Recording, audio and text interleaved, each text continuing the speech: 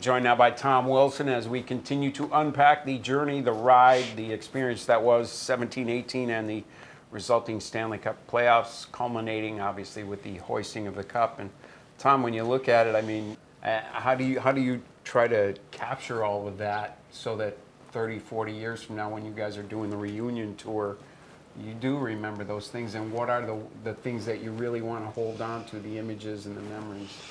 Yeah, we're fortunate, I guess fortunate and unfortunate of the media coverage, you know, with our celebrations.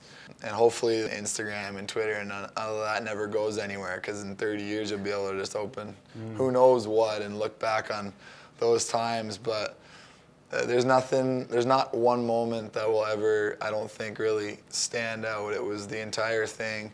You know, sharing it with the boys in Vegas, coming home and sharing it with the city and everyone that, you know, supported you. And this group's so fun. I think we might be having like a 5-year reunion and like maybe a 10, 15, 20, I don't know. So it's going to be fun whenever this group gets back together.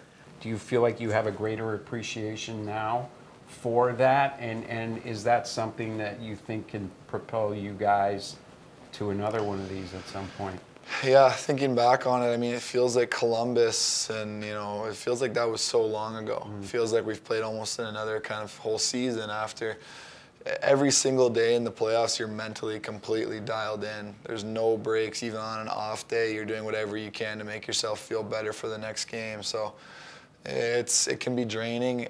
I believe it's extremely hard to win. There's great players that never even had a chance. So it's a huge privilege, and I think you do get hungrier and hungrier as the series, and as you get closer to your goal, you definitely get hungrier. You start to taste it. In round 1, it seems a little bit distant, but round 3, you're like, all right, we're almost like we can keep doing this. So it's you know, we're definitely have an appreciation for it. We've learned a lot. Everyone in that room, I think, will have a good understanding on what's going to help future teams that they play on get to where they want to be again. We talked, there's a lot of people who would point back to the beginning of the season and say, yeah, no one gave us much of a chance, or, you know, maybe they had us in the playoffs but not getting this far. And then you go into the playoffs and knock off the number 1, number 3, number 5 offensive teams in the season. You beat 4 really good goaltenders, 4 pretty good coaches, and some really good talented teams. How did you get so far so fast? We had wake-up calls throughout the year. We had guys going down with injury. We had guys stepping up, and you know what? It's all goes into it. And when you get to the playoffs, you know, those games are hard. You know, we're down 2 right out of the gate. I was just watching some recap videos in there, and it's unbelievable, kind of the perseverance that our group had. And I think there's not one day that I can think back that, you know, the next morning this team didn't have fun. Even when we lost 5-0 to anyone. You know, we wake up the next morning, we learn from it, but we get out on the ice, and, you know, we'd start to laugh and we'd start to have fun again. And it was just a group that we knew when it was business time, and we knew when it was time that we could keep it light.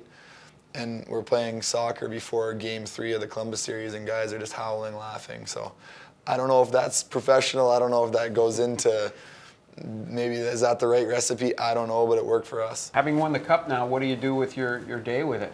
Over the years, since I got drafted, I've pulled as many Leaf fans as I can onto the Caps bandwagon. So there's definitely going to be some red in Toronto, and obviously that city wants the cup pretty bad. So I'm assuming it's going to be a little bit crazy at certain points. But there will definitely be a time for family. There will be a little bit of time for public and for meaningful causes, or hopefully just do whatever I can with the one day that I get it.